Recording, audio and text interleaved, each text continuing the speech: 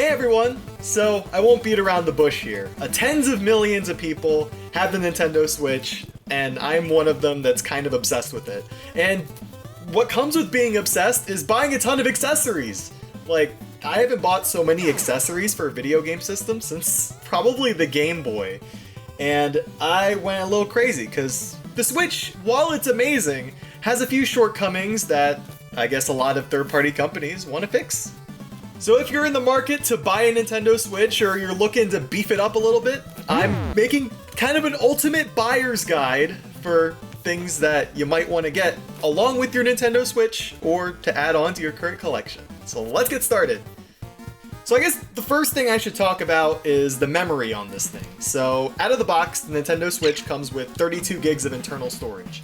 But on the back, there's a micro SD card slot so you can expand it if I can open it. So basically, you just put it in here and you can store more games or more save files on it. 32 gigs in this day and age is kind of small, but luckily micro SDs are pretty inexpensive. I've seen them go as low as $20 for 128 gigs. So it's definitely going down in price. I'm sure in a few years when someone watches this, it's going to be like $5. But luckily, if you do want to go the all-digital route, or you like buying a bunch of digital-only games, it's a lot cheaper than it used to be. And you can probably get all the storage you need. I would personally recommend 64 gigs at the least, and yeah, that should keep you busy for a few years. And even if you plan on only getting physical games, get one anyway, because sometimes there's day one patches, or some games don't come complete on the cart and you have to download the rest of it. It's better safe than sorry. Personally, I use a 256 gig micro SD, but that's only because I'm crazy and I download way more games than I'm ever going to play. So if you want to know what I have, that's what I got. Also, as I put this kickstand back on, yes, you can swap out micro SD cards. So let's say you have like two 32 gig ones. You can store games on each one and just swap them out whenever you turn off the system. So that's a thing you can do. Next thing on my list here is controllers, and oh man, I have a ton of different weird things that I've picked up, but I think I'll start off with the tried and true JoyCons. So the system that you buy will either come with gray or maybe a combination of blue and red JoyCons, but I'm personally a collector. I get all kinds of different colors. There's green, there's pink. I actually imported the Mario Odyssey red JoyCons from Japan, so you have a lot of options. There's even the ones from Pokemon Let's Go Pikachu and Eevee that are like yellow and brownish. I love the JoyCons. It really adds a lot of character to your Switch, I think. And while they're kind of expensive, it's about $80 for a new pair of JoyCons. They technically do work one at a time. You can use one sideways, so technically you are buying two controllers. But honestly, it's not my exact preferred way to play when I'm playing in docked mode. Of course, when you're playing handheld, it's attached to the system. Like, it doesn't feel too bad. But if you do want to sit on the couch a lot and play your games there, I highly recommend the Pro controller. This is the Xenoblade 2 Collector's Edition. The Xenoblade 2 Collector's Edition controller. There's a few kind of variants out there. There's one, I think, for Smash Ultimate coming out. But this thing's got a lot inside of it. It has HD Rumble that the JoyCons have. It has NFC support, so you could plop an amiibo on here. You don't need to get anything else. It has gyro controls and basically all the buttons you need. I honestly think this might be my favorite Nintendo controller ever. It's so comfortable. It's versatile for like every game I've thrown at it. So if you're looking for like an end-all be-all kind of controller, I highly recommend it. It's worth the price, and you can actually use it for PC gaming. There's I think there's an extension you can use for Steam, so there's kind of native-ish support for PC games, and you just connect it via Bluetooth. You can actually connect these via Bluetooth too. They work as controllers, so really they give you a lot of options, and I personally think it's a very worthwhile investment. Another different kind of controller I bought is something called the SN30 Pro. This edition is actually based off the Game Boy, so I don't know if you guys can see it, but there's like ridges on the D-pad, and that's meant to emulate the Game Boy, and it feels really good in your hands. Something that was kind of weird for me is you basically can tap either the L and ZL kind of buttons with one finger, because there's not enough room for two. So I actually found that to be really convenient, because I'm not very good at like using four fingers at the end, but I know some people prefer it. But personally for me, it kind of converted me over to just swapping between two fingers here, and I thought that was really cool. It also has all the buttons you need, so like there's a home button, there's a screenshot button, which the JoyCons have. The only catch is you have to manually turn on the system. You can't turn on the system with this controller, but once you click, I think it's like start and Y to sync it up, then you have no problems. That's another thing. So this works with basically any kind of system you throw at it. It's compatible with like iPhones and Android phones and PC. Like, it's very versatile, and I really like it. This was $35 for me. There's also one that has grips like this that's coming out soon. It's probably out by the time you guys see this. But that one's a little more expensive, but I highly recommend 8BitDo controllers. I've had a Super Nintendo one before, and I've never had any issues. The build quality is great, and yeah, if you're looking for an alternative controller, I highly recommend this. It even has like gyro controls in here. You wouldn't expect that, but it does. Anyway, if you wanna sponsor me one day, 8BitDo, give me a call. Okay, now we're getting kind of weird. This is the Pokeball Plus. This controller only works with Pokemon Let's Go Pikachu and Eevee. It's the remake of Pokemon Yellow version, the original Game Boy games from the 90s. So, it's kind of weird how it works. This, in the middle, is actually an analog stick. It has motion controls, and clicking the button is A, and clicking the top of this thing is B. It charges via USB-C in the back. I believe most Android phones use that these days, and the Switch also uses USB-C, so you'll probably have a cable to charge this in the house. It lasts quite a while. It hasn't died on me yet. I charge it maybe twice a week, so it's pretty cool. The problem is it's $50, and since it's, you know, a ball shape, I personally, when I try to control Pokemon, I had issues where I would roll this thing in my hand, and then I wouldn't go straight anymore. So the controls were kind of an issue when I was using this, but you know, there's a novelty to it, because you can like throw the Pokeball and it actually like detects it, like the way you throw. And I found that really cool, but I don't think it's worth the price, personally, so I probably would not recommend this unless you're really a die-hard Kanto fan. But it's a lot of fun using this controller, and I never thought I would use a Pokeball as a controller, but this thing is pretty cool. Just get it on a sale if you can. Oh, and before I forget, I bought this Pokeball Plus stand from Hori, so it's kind of weird. You take this thing off where you usually charge the Ball Plus, you plug this in, and then, oh god, this is so complicated. You basically have to charge it twice. So you put this thing attached to here, and then you place it in here, and it charges. If you want a nice conversation piece, sure, but you gotta charge it twice. Next up is the Hori D-pad controller. Did I say Hori right? I get it wrong. I get all the brand names wrong.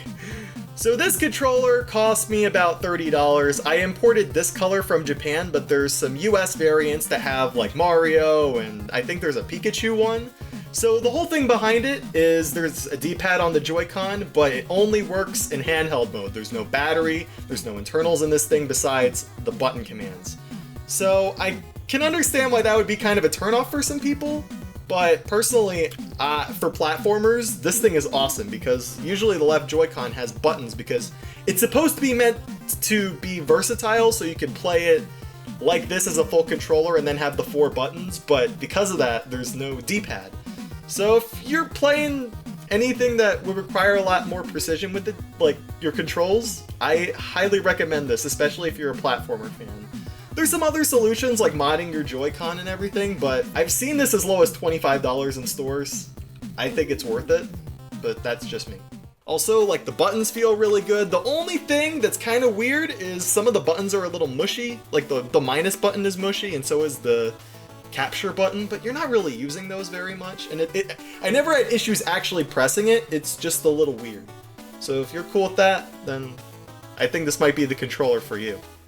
And last but not least, I bought this one on a whim. It's kind of weird. It's a JoyCon Grip that has a keyboard in it. So basically, you just put the JoyCons in here, and whenever you're doing like a screenshot or you're playing a game that requires typing, you can just do this. But the problem is the keys are so freaking small.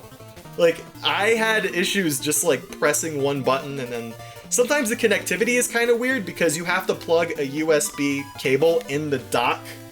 So basically, yeah, you can see it right here. I had to plug this in kind of like a keyboard, like a wireless keyboard, which is basically what this is, but you know what I mean. It's no different. So yeah, the keys are a bit too small for my liking, but I mean, it's easier than like using the buttons to type something in. So I mean, you could do worse. It was $25 on Amazon. I put the links to everything in the description, so if you want to buy anything you see in this video, you could do that. But I wouldn't recommend this. This one was a little too weird for me. If you really need a keyboard, you can just plug a keyboard in the dock. Or I think there's a one you can import from Japan. It's like the Cyber Gadget keyboard, and it's actually like a full keyboard version of this. But it's like $60, and I didn't want to pay $60. But if you want to pay $60, if you think you're gonna type a lot with this thing, knock yourself out. I hear it's pretty good. This next thing on my list, I can't really show you too well, but this is gonna be kind of a PSA. Please, for the love of God, buy a screen protector for this thing. I am so scared of scratching it, especially with the dock. So for those who don't know, the dock was known at launch for scratching the screens as you put this thing inside, and it freaked me out. In fact, I actually bought a sleeve to put on my dock just to make sure it wouldn't scratch anything. You can actually buy this off Etsy. I'll put the link also. It's really cool. But don't take any chances with this thing, because you know you're gonna be, if you're playing in handheld mode, you're gonna be staring at this thing, and there's a high chance of scratching it. So get a glass screen protector. They're like $8 on Amazon. I'll put a link for you guys. It will be great. You won't notice it at all. You might get a little more glare than usual because it's glass, but trust me, it will be very worth it in the long run for you. Okay, so I'm looking down my list. Next thing is cases. Oh man, so I'm kind of picky when it comes to cases. Let me get this out for you guys. I started off with this. So this is a Zelda case. It's made of leather, which is pretty cool. I got this for about 30 bucks. You have like a place inside to put Joy-Cons, and then like I used to put headphones in here, you know, since I'd be traveling around with it. And then you just put your games in here, and there's some cases that can hold 4 Switch cards that you get with it. But the thing with me is like, it's a little bulky. Like, I understand, you know, if you're traveling with it, you could just put it in a suitcase or whatever, and it worked for that. But, I mean, the Switch is smaller than this. I like more slim cases. So, I went to Target the other day, and I bought this one from PowerA. It was $15 when I bought it, but it's just enough room. You know what I mean? You have the Switch, you can put 5 game cards in here, I put headphones in here, bam. So you can see like the thickness difference here. It's much smaller. So it really comes down to preference, but I prefer more slim cases. You could also go the pouch route and put it in a pouch, which also can protect your Switch if you're trying to get it down really small. But I like the PowerA case a lot, and that's the one I would recommend for people who really want to slim down their suitcases or bags or whatever you're carrying it in. And speaking of bags, this is a Switch travel bag that I bought. This was about $25 if I remember right. And inside, you can hold the dock, the Switch itself. There's this little pouch down here that you can like put your Joy-Cons in. Basically you can hold 2 Joy-Cons in this, and then there's a zipper on the back. I use this just for like holding my laptop and stuff like that. It's really cool. It doesn't look like a Switch case. It looks like a handbag that you put electronics in. But it's just tailored for the Switch. And honestly, I think this might be my favorite travel bag out of the different ones I've seen. There's some others that are like more compact, but I don't know, I just like having a shoulder bag. So I would recommend this. I'll put the link, and yeah, this is my go-to. So on the topic of cases, next are going to be my Switch cart cases. So this one is about $10. I got Hidden Block because, of course, you know, hidden block. So this one holds 12 games. It's compact, it's thin. I think you can get it as like an add-on item on Amazon, and this one has really done me good. If you want something smaller though, if you had a Game Boy back in the day, if you have any Game Boy Color cases or regular Game Boy cases, I've held about 14 cartridges in this thing alone. So if you're trying to save some money and you already got this is also an inexpensive way to do it. And honestly, it's smaller than any other cartridge case I've seen for the Switch. So if you want to do that, go for it. This one is another hoary accessory. So this one holds 24 cartridges. So you got like your pages here. I think there's also an attachment that I took out already that you can hold micro SDs in here. But the whole thing about it that I don't like is it grips onto your cartridges a little too hard, so you gotta wrestle with it a little bit. And I've heard the same complaint for a lot of Switch card holders, like especially the one that's the Amazon Basics. I heard a lot of negative reviews about like you really gotta rip them out, and you know you're worried about damaging these cartridges because they're really expensive. So I like it, but it's also a little too big for me, and also I get a little scared every time I take something out. So I don't know, I'm a little suspicious of this one. And lastly, to keep the hidden block theming going, I got like a hidden block mint thing one time, and I just put cartridges in here sometimes. It's not, you know, like to travel around or anything, but you know, if you're looking for a cheap way, get some mints at Five Below or something. Alright, so this next one's gonna be where I kinda get picky. So we're gonna talk about grips. This is one I bought from YCC Team on Amazon. It was about, I think, $10. So basically it's your standard grip. You just have like these things at the end that you can hold on to while you play the Switch. Because that's the one thing that kind of got me about handheld mode. You have like this gap in your hands when you're trying to hold it. And I don't know, I'm pushing it against my palm a lot when I do that because I have relatively big hands. And that kind of makes them sore after a while. It's nothing like I gotta put it down, but it's a little troublesome, at least for me. So that's why I bought this thing. And it's alright. So you can tell I put it in, but it feels kind of cheap. It's plasticky, as you can see here. It's got this big, ugly logo on it. I mean, it gets the job done. Like, it has something that I can grab onto, but it left a lot to be desired for me. Also, it's a fingerprint magnet, so I wasn't a big fan. So because of that, I went out of my way. I spent about $20 with $5 shipping, and I got this thing called the Satisfy Grip. From what I've heard, this one was kickstarted, and I'll show you the box. Hang on. It came with also like these analog grips that I put on my Switch, which were pretty comfortable. Here it is, the Satisfy. So the first thing you'll notice with this thing is that it's not the same angle. It's a little weird. So you slide it in like this. It's pretty easy. You can't dock it while it's on, but it's pretty easy to take out.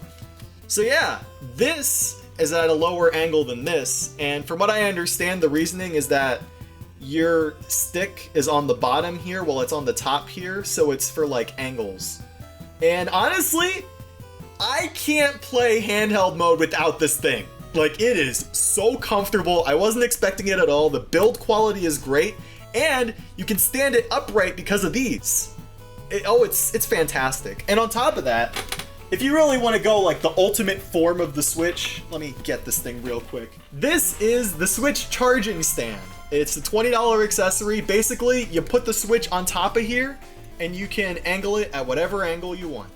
So this thing, you can basically make your Switch go at any angle. It's very compact. Let me put it on. You can actually use this thing. Oh my god, you can see my reflection. You can actually use this thing with the grip, so that's really convenient. So you can put it on here and just charge it like that, and from the side. It's so cool. Honestly, this is probably my favorite accessory of the bunch. I'll put the link in the description. This thing is 20 bucks, and it's the best 20 bucks you'll probably spend on your Switch. And last on my list are external batteries. So for those who don't know, the Nintendo Switch charges via USB-C. And it's got a really weird voltage setting, and I've heard that, you know, some cables don't work with it very well and all that. Well, if you find a USB-C cable that's compatible with the Switch or officially supported, you can buy a USB-C power brick. This one's from Anker, Anchor, whatever. It charges via USB-C, and you can charge things via USB-C, and it's pretty fast. In fact, you can actually get percentages up as you're playing on it. Very, very little, but you know, it's pretty cool that you can actually do that, because the Switch uses a lot of power. There's an official one now. I think it's called like the Anchor Power Core or something like that. But this thing, this one I believe is a 20,000 mAh. This one can charge your Switch like 6 times. It's pretty cool. So I highly recommend it. That might not be 6 times, don't quote me on that, but it's around that ballpark. It's very meaty. It's about, I think I paid $40 for this on sale, but it might be a little higher now, but I'll put the link in the description. Who knows what price it is now, but it's worth it if you travel a lot and you want to play in handheld mode. Alright, well that's all the accessories I have for this thing so far. I'm sure it'll double and triple over the years, but if there's any accessories that you like that I missed, feel free to tell me in the comments and recommend to other people. I'd love to learn about new accessories because this stuff is really fun to me. If you like what you saw today, please like the video, maybe subscribe if you want to see future stuff from me. I'm still working on full episodes of reviews. I'm working on a Sonic Forces video right now. I know it's a little late, but, you know, late is my thing. Also, if you like Twitch streams, I stream twice a week on twitch.tv/Balrog Game Room. I'd love to see you there. It's always a blast hanging out with you guys. And I also have a stream archive at youtube.com/Balrog's Gameplay Room. My voice cracked a little there. But yes, I just played Deltarune on there. I have a full playthrough there if you want to see my reactions to it. It's pretty cool. But anyway, I hope you have fun with your Nintendo Switch if you're a new owner or an existing owner or you're looking for later on. And I hope you have a great time with it. It's a fantastic system. So have a great day. I really appreciate you watching this whole thing, and have a good one.